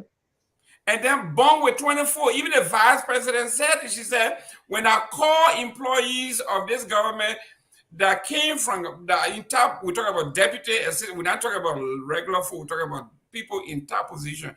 She said 24 of them showed up in top position. So they came in third. Grand Bassa County, they didn't even come close. So what we are saying here is everything they are talking about, the Southeast, as though the Southeast is one county. The Southeast is a conglomeration of counties. Some say from Grand Bassa, Riverside, Sano, River G, Grand G, there, Maryland County. Those are all Southeastern counties. So when you say Southeast, as though it's just one little place, like when you come to yes, it's agreement. The top 5 positions in the government: president, vice president, speaker, pro temp, vice speaker. Right. All of those 5 positions. How many of them come from the Southeast? Those people were elected by them. No, I'm not saying. No, I'm just you're asking. In order for you to be elected, you have to be nominated. Position. The president has no power over who becomes speaker, a pro temp. Those people were elected by their people. When you talk about chair, you talk about those people. It makes little more sense. So, Mr. Padmo, you are a politician. This is why you are rated 7%, and car dealership is rent 9. So you are at the bottom of the stuff. Mr. Morris here, talk to me about the deception here from Mr. Honorable Prince Johnson here. Even though he said he doesn't leave his house anymore, from Capitol Hill to his house, he doesn't go out, he doesn't drink, he doesn't even go to the ice cream shop because he's scared. Talk to me about let me say this as a person who hails from Grand Judea County. The relationship between the people of Nimba and Grand Judea runs very, very deep. We're basically relatives by marriage. And I'll give a little bit of history that a lot of people don't know that caused a lot of conflict between Grand Judeans and Nimbadians. There was a war a long time ago in between the Grenjidans and the Nimbadians. And that war resulted in Grenjida, the people from Grenjida won the war. And there was a chief, I think the person who won the war took that chief's wife and then took a piece of land. And normally people fight war after a certain time, they make peace and they go back to the original place of settlement. There's a place in Nima County called Kwabli District. It's where in the northeast of Nimba, bordering Grenjida, where you have a lot of Crown people living there in that settlement. That's where this whole thing comes from. I just want to give you the background. And the people settled in that area and plant plenty of corn and harvested the corn, meaning that they claimed that land for themselves. So that's where this, confusion came about a long time ago when you had people saying, oh, the people from Grand Jita and Nima are probably fighting over either woman business or land business, but it's a combination of the two. The people in Pabli district has been there since that war. And the people from Nima County don't like that because we fought war many of times and we've always reconciled. But in this particular case, we stay in Nimba. And today, you will find Crown people in Nima County at the very edge of Grand Jita and Nimba. That's where the confusion comes from. But I will say this personally, even in Liberia and Ivory Coast, we're very close to the people from Nima, especially the Dam people, the Gil people. Our culture are intertwined. When you go to Ivory Coast, when they say Don, they will say Way, what is known as the Crown people in Ivory Coast. They put us together as almost one people because our culture are very intertwined. So I'm not going to come on this platform and bring any more separation between the people of Nima and Grand Jita. My partner, her mother is from Nima County or Don woman or Gil woman. So it's no hate there. There's no hate there. So when Prince Johnson is talking about people from the southeast, I'm a proud southeasterner. My mother is a Bassa woman. We all speak the what we call the crew language. We're all part of that group. My father is a crown man. My partner is a crew woman. Also has some Gil from her mother's side. So we're all intertwined. But I will always stand up and defend the people from the southeast because that's where I come from. Amongst all my mother's children, I love myself the best. Of all the tribe in Liberia, I love my tribe in my region the best. So I won't indulge Prince Johnson in his dislike from people from the southeast. One of the things that he showed during the war, if anybody name is Doe, simply because he disliked Doe. A lot of Crown people name a Doe, but a lot of Crew people name a Doe who had nothing to do with Doe. A lot of Gribble people name is Doe, and he just killed them simply based on the name. So I think we have to reconcile. That's why I wanted to really bring up the TRC because there's been a lot of bad bloods from a long, long time ago that continue to permeate our society. And you can see it in somebody like Prince Johnson, who should be a reconciler, you know, but he still is bringing divisive rhetoric amongst the people from Grand Jita and the people from Nimba, which I think is unfortunate because the reality is we've moved past that. A lot of us, we rebuild our relationship with the people from Nimba, and we're looking to move forward. So Prince Johnson, who is a leader in that area, you should perhaps talk in a more reconciliatory tone, so that people can heal from the past wounds that we experienced. I'll leave it there for now. Yes, Ben. Yeah, you see, sorry, I got to be blunt here. For me, Be these are factual. the kind of nonsensical discussions that occur when there's lack of blueprints, policies, and agenda. The easiest way to destroy any group of people is to emphasize and exaggerate their differences. I don't care for any tribe in Liberia. I don't care. As far as I'm concerned, I don't care for anybody. You Congo man, I don't care. I don't want to know people tribe. I want competence. I want results. So and look at this degenerate. Why do we even give him voice? Why do we even re-emphasize what he's saying? I don't care for people tribe. Yeah, I don't care who you are. I will say this and I want to stress this. The easiest way to destroy any group of people is to emphasize and exaggerate their differences. I see everybody as a Liberian. I don't care where you come from. Thank you. Ladies and gentlemen, this is on point. Thank you. We are profiling most of the comments here. Thank you very much. Let me recognize some folks here. My brother from Fortsville, Grand Bassa County, obviously Edward Hall. Thank you for tuning in. Swa Mapu, thank you. Sam Wallow, Philip Morris, Nomopo Tiaboba. I'm sorry if I'm killing your name. But ladies and gentlemen, you are doing very well here. Deacon Balayan, the comments, Edward Hall again, and you keep coming, patronizing our platform, getting involved. This is what it's going to take for us to turn our country around. We are not cursing each other here. This is a very civil organization. We are here talking about what intrigues us, and we come out here and talk about issues. So, ladies and gentlemen, thank you very much for tuning in. We got 10 minutes to go. Mr. Pat, let me start with our newest guest, Mr. Morris. You got 2 minutes for your closing remarks so we can gather here on time. I hired you for almost 2 hours now. I know you got other Right. things to do. Go ahead. Thank you, Mr. Gayman, and thank you to the fellow panelists. I want to thank you for inviting me on the show as a young person to be amongst, elders in the political, conversation. It means a lot to me for giving me the stage to share with these gentlemen on this platform. Also, I want to say for me personally, the biggest disappointment for me has been Alexander Cummings. And I know Mr. Patman would not like to hear that, but I think based on his experience, as Mr. Kofa has said, we thought he would have been better. Our country is a country where, there's guilt by association. And a lot of his association has sullied his stellar reputation that he brought from Coca-Cola. And when it comes to the vice president, the former vice president, I think that whatever decision he makes won't really move the needle that much because he's already very popular. And when people talk about Nimba being the decider, let's not forget that the president won 15 out of the 16 counties in the country, or I think what is it, 14 out of the 15 counties in the country, right? And when you're looking at the votes, it wasn't even close.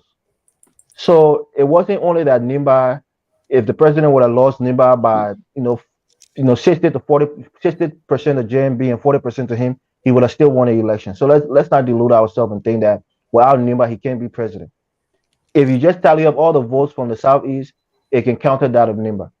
Yes, Nimba only have about 300,000 registered voters. So yes, you're not looking at the whole population of the country of the county. Yeah. So the point that I'm trying to make is that other places can counteract the Nimba. Places like Bon County, which our vice president comes from. You have other populated areas like Magibi where the Bassa Belt extends to. A lot of Bassa people support this president.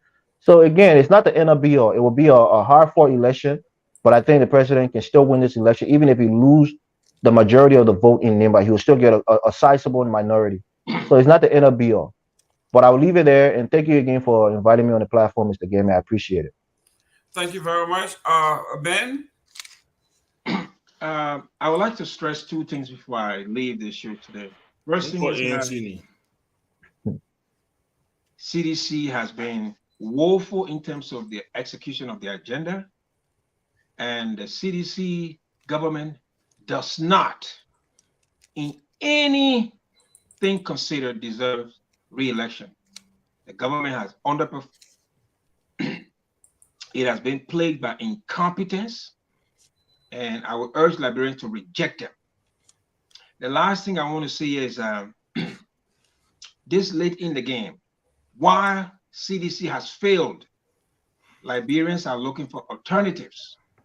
So to the ANC and the UP, it is unfortunate that this late in the game, there are no discussion in what I call counter arguments. There are no dialogue in what I call alternative policies. You see, it's easy to come here and say, oh, George, we have failed, George, we have failed. Fair enough. But what are we going to replace George Weah with? What are the blueprints for the future? So just a few weeks ago, people were telling people, oh, register to vote. Yes, all of those things, fine and dandy, but let's walk and chew gum. Liberians should know what they are buying. We don't want to buy pig in the bag. We want people or institutions that are ready from day one. We don't want to win an election and we don't know where to go. So the next few months, We want it to be centered. We want it to be based on the discussion of policies. Whoever wins this election, it should be based on the superiority of their ideas. Joe Boakai has people behind him. Everybody is juggling for influence and jobs, but we are not hearing the policies that will help transform Liberia. Same thing with the ANC. You know, the ANC people are throwing their weight all over, doing all kinds of things.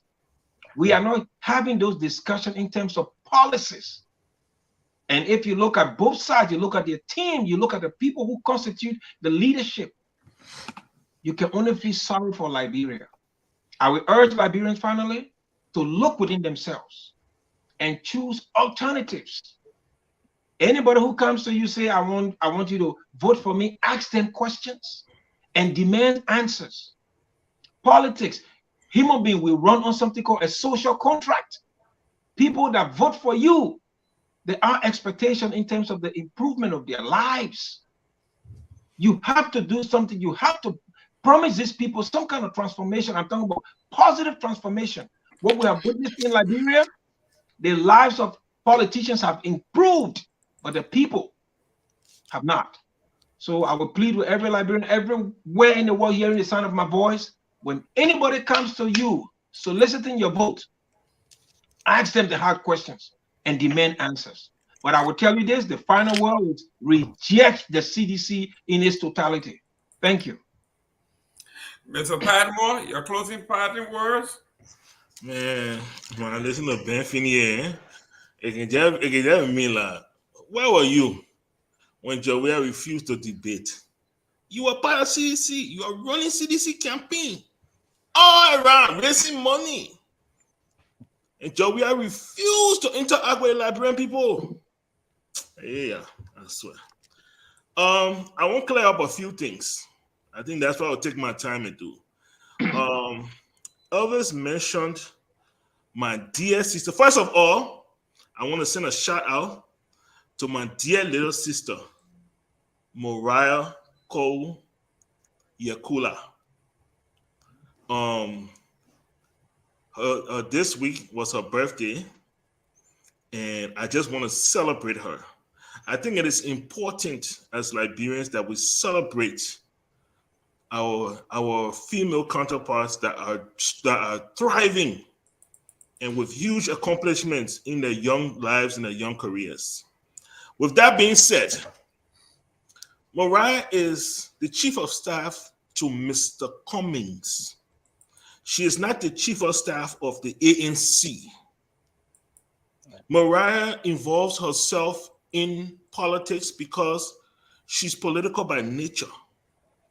So I just want you to understand that part. She was not picked as a political actor.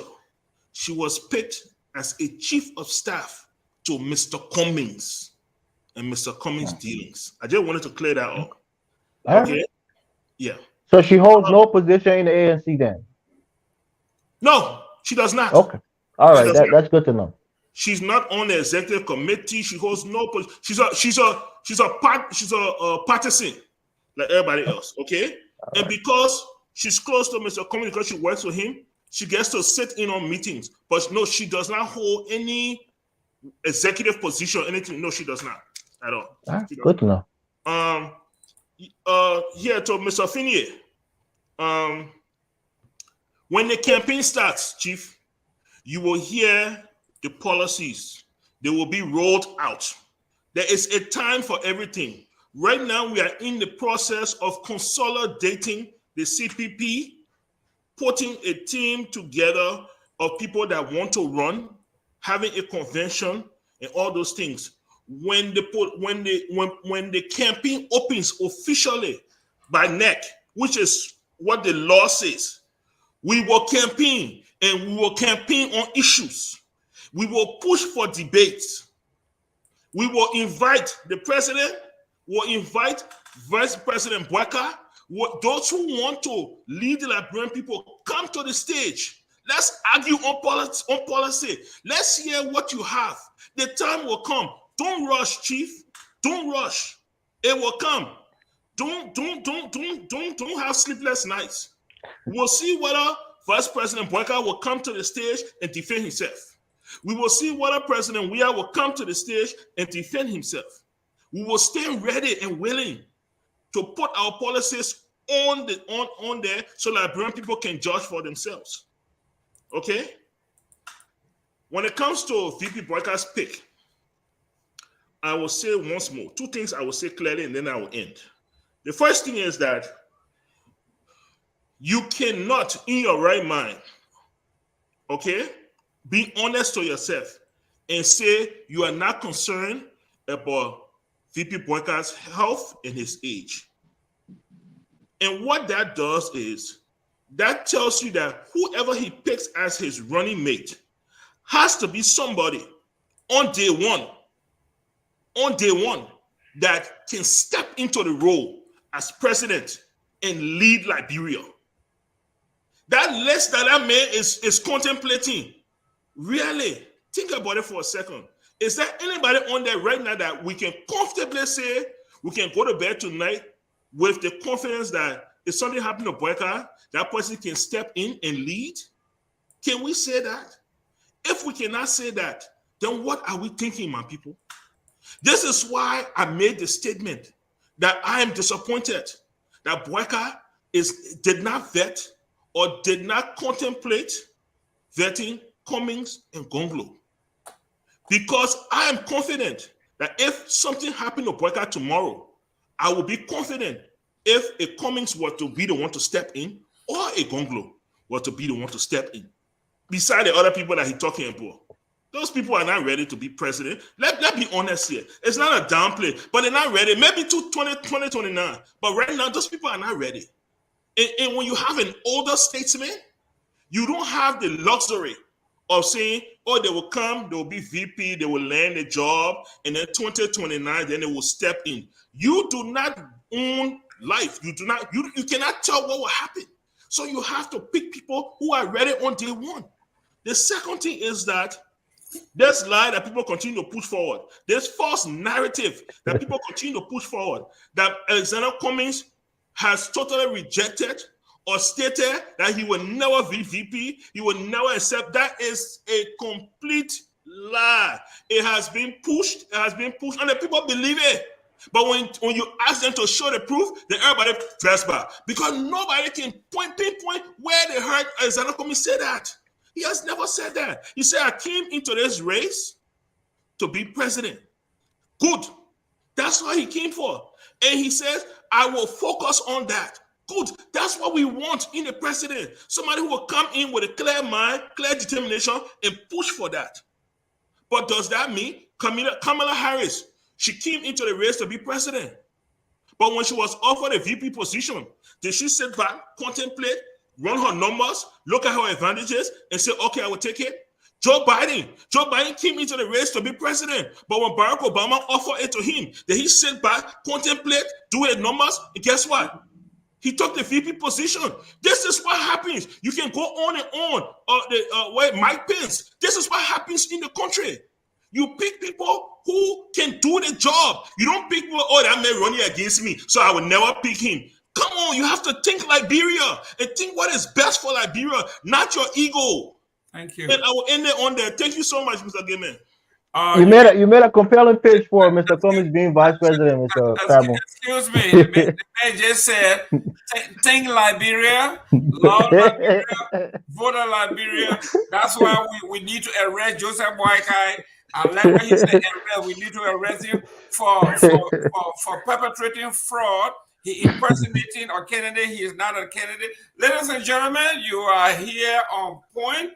We want to thank you for tuning in, but let me give you my closing statement. Why President Weah will be re-elected. First of all, Nima County will be voting largely for President Weah because they prefer development over tradition.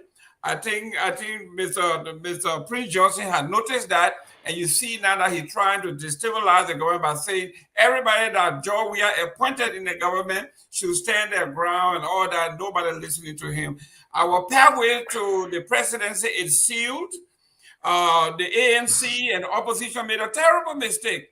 Instead of mobilizing and doing voter registration in the most populous counties in the country, Montserrat, McGibby, Bombay, all of those. They were relying on a lawsuit at the Supreme Court and did absolutely nothing. When the Supreme Court handed down the decision, it was too late. So now Musa Belete is saying, if you didn't register in Montserrat, come on to Nima, we'll accommodate you and all that. It is too late. President Weah and his team were doing the work. As you can see in Lofa, in Nima, in Bong, they are everywhere. And they will show that this is going to be a first-time victory based on the president's performance.